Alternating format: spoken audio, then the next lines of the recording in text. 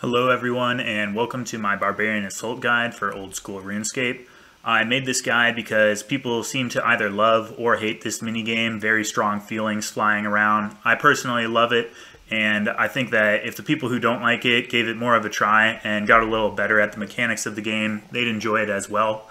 So hopefully this guide will resolve that. And also, if you get through and start loving it, you can play a lot of Barbarian Assault and get these sweet hats, all four of them. Trying to see more of these in game, so let's buy up those hats. Also, you got to show your abs off in game. I know we all have them in real life, so it's nice to see that reflected in the game. If you're here for the whole guide, awesome. If you're just here for a piece, no worries. I totally get that. I'm going to go ahead and put up the timetable on screen now so that you can pick whatever piece you need.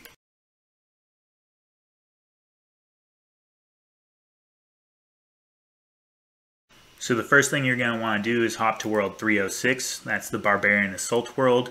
And the first time you ever come here, you're going to want to get here generally with a games necklace teleport. It'll bring you right to the Barbarian outpost. Alternatively, you can always use the grouping Barbarian Assault minigame teleport, and that'll bring you in here as well. On your very first time, you're going to need to talk to Captain Kane. He's going to give you a tutorial. It's totally worthless. You're here listening to my guide. Way more concise, way better information. Just ignore him while he drones on, crack a beer or whatever. When he's done, come down this ladder, and this is where the wave rooms are. Ignore this arrow that was last used in like 2007. Come all the way up here, the top left, that's where wave 1 is going to be. So you'll pass through this door, and then you'll need to find a team. You can either form your own team by being captain. You can take a scroll from this table. I've already got one in my inventory. Or alternatively, you can be recruited into another team. So this guy wants me to be his healer. This is the screen you'll see if someone's trying to recruit you. You can pick any of the 4 roles, join the team, and then once you have 5, you'll head down the ladder. If you're the team leader, you do the quick starts on the ladder, and between waves, you hit the ladder every time to skip the countdown. Now that you know the basics of forming a team and getting there, let's get into the gameplay a bit. There's going to be 4 different penance monsters in every single wave, and there's 4 different roles that players can be. Whatever role you are, you're going to wear a different colored circle around your feet to tell your teammates that you're that role. So the attackers have a red ring, and they're tasked with killing the penance fighters and the penance rangers through normal combat, but they're limited to certain styles or certain arrow types at certain times. We'll get into that a bit more later on in the guide. Defenders wear blue, and they need to get rid of the penance runners. The runners can't be damaged through normal combat, but don't worry about that. They're fat and stupid, so you just leave a bunch of food out and then lead them into a blade trap that kills them. Healers wear green, and they have 2 roles. First, they need to kill the penance healers by shoveling food into those teethy mouths. And then secondly, they need to make sure that none of their teammates die. You can't bring normal food into Barbarian Assault, so the healers need to be on top of their game and make sure no one dies, or else you'll have to reset the wave. Lastly, collectors wear yellow, and they don't actually have to take out any of the penance monsters. They just loot their corpses, so they pick up eggs off the ground and load up the cannon so that if any of your other teammates suck, you can blast the remaining monsters with the red eggs. So if you're the observant type, you've probably noticed that there's only 4 roles, but there's 5 people to a team. You're actually allowed to double up on any single role that you want. I typically go with 2 attackers throughout the entire sequence, but I'm also a bit more experienced. If you're learning, and if you have potentially players with lower hit points on your team, you may want to double up on healers starting at wave 6 or 7, and definitely have 2 healers for wave 10, which is when the queen comes in if you're new to the game. So there's a few gameplay elements that are universal to every role, and we're going to go through those quickly before we get into the specifics. Most importantly is this horn you see in my inventory. All roles are going to have a horn, and there's a drop-down list with a few different options. You need to look in the top right of your screen at the mouth icon and see what you need to call out for your partner role. Attackers and collectors are paired, and defenders and healers are paired. So I need to call an egg type for the collector, and I need to listen for an attack style and arrow type. If the collector doesn't make a call, it's just going to be blank for me, and I won't know what to do as the attacker. And unfortunately, you can't just blindly guess because you'll lose points by doing things wrong. So you need to wait for that call and just be on top of your game, making sure that you're contributing to the team, making calls, because there's nothing worse than someone who doesn't call. And you can see now that the collector's made a call, I have controlled bullet and wind next to my ear icon. Now I typically attack with melee, but these dispensers will give you whatever materials you need for whatever role you have. So if you choose to attack with range or magic, which you should never use magic, but whatever, if you're doing it, you can grab that from the dispensers. And every role gets their materials at those 4 dispensers. You'll also notice this green pool off to the side. That's only for the healer to fill up their healing vial, so don't worry about that if you're not the healer. Next up is the egg cannon. There's one on either side of the room, and it's loaded by eggs that the collector grabs and stores. It can hold 5 blue, 5 green, and 5 red eggs. Never fire the blue eggs, but if you so desire, you can actually fire the cannon, and you can use green eggs to deal 1 hit point of poison damage, or red eggs to deal 3 hit points of explosive damage. It is useful for if you have a teammate that's not very good at their role. Say the defender hasn't watched my guide and the defender's letting a bunch of runners by. They only have 5 hit points, so you can actually kill them by launching 2 red eggs at them. And it's a common myth that you lose points if you fire the egg launcher, but that is not true. The lost exploded points for eggs refers to if the collector picks up the wrong egg and it explodes. But if you fire them through the cannon, you're perfectly fine. You get all the points, so don't worry about spending them to speed up the round. Lastly, and least importantly, is the Horn of Glory. It's located in the southeast of the room, you can see, and it basically offers you the chance to call any of the roles, regardless of what role you are. It's really not that useful. If you're at the point where you need to use the Horn of Glory because someone's so bad at calling, you should probably just quit and restart, but it's part of the game, so I decided to include it. Now that you know the basics for every role, we can get into the specifics. So we'll start off with the attacker. You're going to spawn in, and if you choose to be a ranger, you can grab your arrows from the dispenser. If not, I tend to attack with melee. It's a little less efficient, but you know, it's a game. We're here to have fun. I just like using melee, sue me. Then you're going to wait for your attack style call. You can see it's defensive, so I'm using my whip on the defensive style, and then you just point and click, just like we've been doing for 20 years now. Wait for a call change. Okay, tell the collector it's green egg, and now it's accurate, so I'm going to switch my whip attack style to accurate. If I were using ranged, then I would use field arrows, which are those second ones. They're blue, as you can see in my inventory. Just make sure you're using the correct style, because if you use the wrong one, then you're going to lose points. You also don't really need to worry about your gear. You know, have some level of attack bonus. If you're super low level, use some good gear, but it's not that big of a deal. Again, it's a game. Have fun with it. This thing was made in 2006 or so, so it's still back when we had our true old school spirits. Just get into it. Have a little fun. Okay, next up is the collector, and you don't really have too much to do as the collector. You can just start out by running up north. The attackers are gonna probably bring down the monsters earliest, so wait for something to die. It'll drop some eggs. I can tell I need to get green eggs right now, no ham. And then just walk around. Literally that easy. Grab the eggs. Make sure you call for the attackers. That's probably the most important job you have. And that is pretty much all there is to this one. Super simple. There is a egg converter where the other roles get their materials. You can't use that until you're a level 2 collector, and it's really not something ever worth using, so I really would not bother with it. Just walk around grabbing your eggs and load the cannon. If someone else is slacking and you need to kill some runners or kill some healers, then you can load the hoppers of the cannon so that your team's not as slow. But if you have a good team, this is pretty pointless. You're just getting a few extra points by collecting eggs for your team, because you will get rewarded for how many eggs you get. So there's that at least. And that's it. There's a role as collector. Now for the healer role, start off like normal, make your call, run to your machine and grab your materials. You'll notice this vial in the healer's inventory. That's for filling at this pool, and it'll give me 4 doses of healing for my teammates. Then I'll run north and start poisoning the penance healers. So the call for me now is poison meat. I'll use those on every healer I see. I like to use only 1 meat at a time on a healer and then move on to the next one. The poison actually damages very quickly, in this game. So a lot of people will run up to a healer and use like 5 poison whatever's on it, but it's actually more efficient overall to touch each one at a time and then cycle through so that they all die kind of in unison. And that's pretty much what I'm doing here. Just making sure that everyone is being poisoned, and if I see one that's not poisoned, I jump on it. Now at this point, the defender doesn't call for me very quickly, so I kind of take a guess.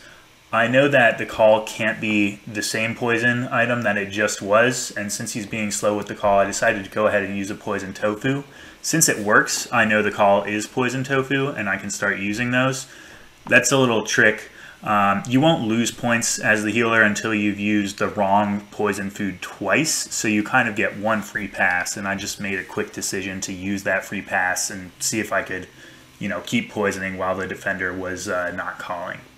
You'll also notice these health bars in the bottom. I'm lucky that my teammate is pretty strong here, my whole team is, so I didn't have to worry about people dying, but if you have a lower level team, then you need to watch those bars and make sure no one dies, because that will reset the wave. So just be careful with that. I'm also a level 5 healer, so I heal 35 hit points with every dose, which is really nice. If you're a low level, you only heal 10 or 15 or so, and it goes up slowly. So make sure you double up if you've got like level 1 healers, because you don't want anyone to die and reset the wave. It's definitely the most going on in any role, but you get the hang of it, you cycle through. And if you happen to run out of poisoned equipment, you can just run back to the dispenser to get more. So now all the healers are dead. Solo healed wave 9, still beat the defender. He definitely hasn't seen my guide, but it's all good. There's just a few left. The team can cannon them, and then we can move on. Last, we're going to go through the defender role, and this is the most hated role in the game, but it's actually my personal favorite, and I'll show you how to do it real easy. So first off, I've got a few tiles marked here, and I'm going to freeze the screen for you. I recommend that you mark these same tiles, and I'll explain what you want to drop on each one. So you'll see there's 5 in total. On this first one that I'm approaching, you actually want to drop 1 food which is not correct according to the call. So the current call is that I should be dropping crackers. I'm going to instead drop a worm, and that's going to cause any runner that comes south to eat the quote-unquote bad food and send that runner back north. Whenever they eat a bad food, they'll run north. Whenever they eat the correct food or a good food, they're going to stay where they are, and if they eat that good food while they're on or next to the trap, it'll kill them. So after I drop this 1 bad food, I'm going to move forward to the square directly above the trap, dump 4 good food on that square, and then I'll move to the second northernmost square, and on my route there I'm going to drop 1 more incorrect or bad food. Then when I'm on the tile that I'm on now, I'm going to drop 4 more good food, go ahead and grab my logs and hammer. This last one is optional, so if I want to drop a bad food there and stop any runners from going further west, I can do that. It's kind of up to you. If you're quick enough, you don't need it, but I usually choose to do it. Go ahead and grab the logs and hammer and start repairing the trap, because the runners are going to be dying real quick. You can kill 2 runners per trap, so you'll need to repair it in between. And you can go ahead and drop more good food on this tile on the trap throughout the wave to make sure that you're continually killing them. And that should be all that I need to do on this wave. I recognize that was a lot of information, so I'm going to play through 1 more so that you guys can get a better idea. But the process is literally the same. Waves 1 through 9 do the exact same thing. Alright, in the spirit of doing the exact same thing, we just saw wave 6, here's wave 7. It calls worms, so I'm going to drop a cracker on the bad food spot, move up, drop 4 worms and 1 north of the blade, and then move to the next bad food spot. I'm going to drop a tofu, and then the rest of my worms on this main stack of good food. Grab the hammer, grab your logs, put down a bad food if you so desire, and then go for it this time. And make sure you fix the trap before they break it, and then start eating the good food without dying.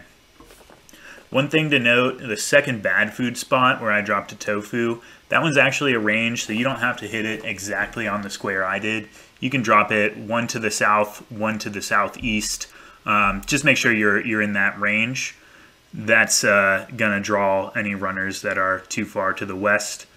And then it's just cleanup. Repair the blades and just wait. If you set it up right, you know, sometimes they'll move back towards the good food that's a little further north, but they're always going to end up coming to the blades, and they're not going to escape, which is the big thing, because that's where people lose a lot of points and a lot of time, is runners going all the way to the queen cave and then spawning back in.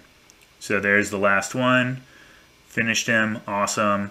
The defender's done even before the healer, so usually defenders last, but since you're a pro, you'll finish up early. You can crack a beer, wait for the healer to finish up, and I will see you at the queen.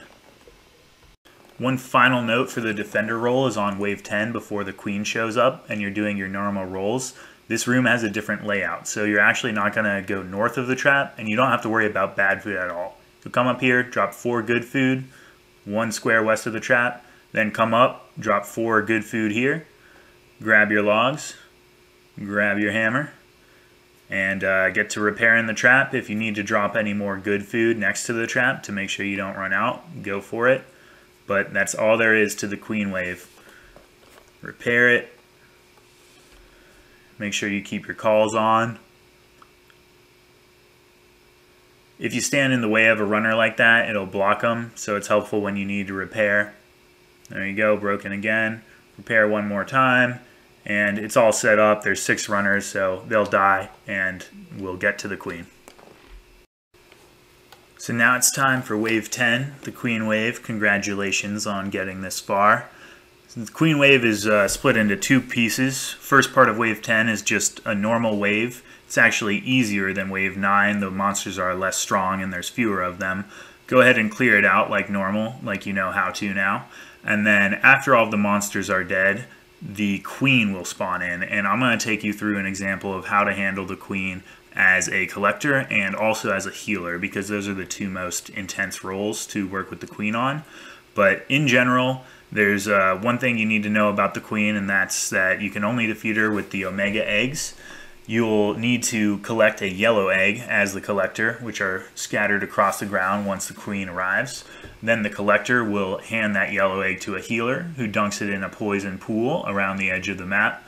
Healer will then hand it to an attacker, and the attacker will grab spikes off of the mushrooms, also on the outskirts of the map.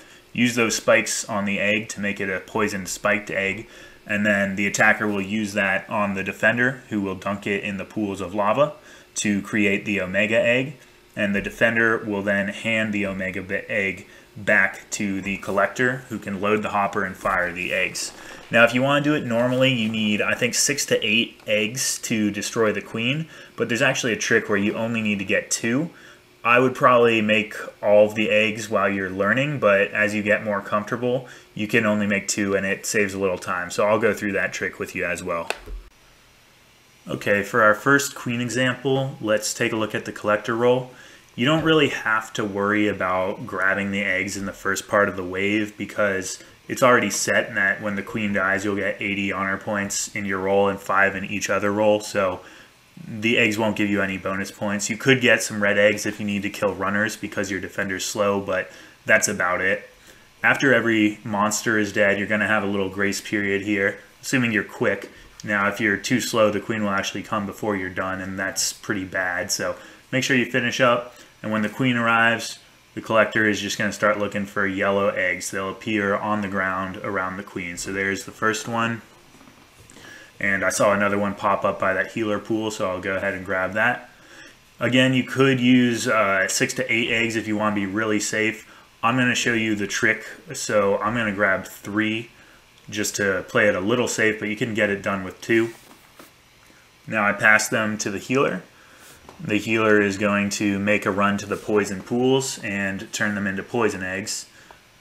Then he'll use them on one of our 2 attackers. And the attackers should have already gotten their spikes off the mushrooms. If not, it's no big deal. They can run up to the mushrooms, grab spikes. Then you use those spikes on the egg. There he used it on the defender, who's now dunking them in the lava pool. and the defender will hand them back to me. Now it's important you have your whole team run up to the cannon together and spam the fire button. So as the collector, you roll. See, I've only gotten 2 back, so I have to do this right. Load them one at a time. Use the egg on the hopper. Do not click load on the hopper or it'll put them all in. You have to load them one at a time, and then you can trick the game into thinking there's way more because your team's spamming, and you'll end up firing like 8 eggs for the price of 2. Now let's very briefly look at the healer role here. So I'm not going to show the entire queen kill, but I just wanted to illustrate how it can get a little chaotic if you only have one healer on the queen wave.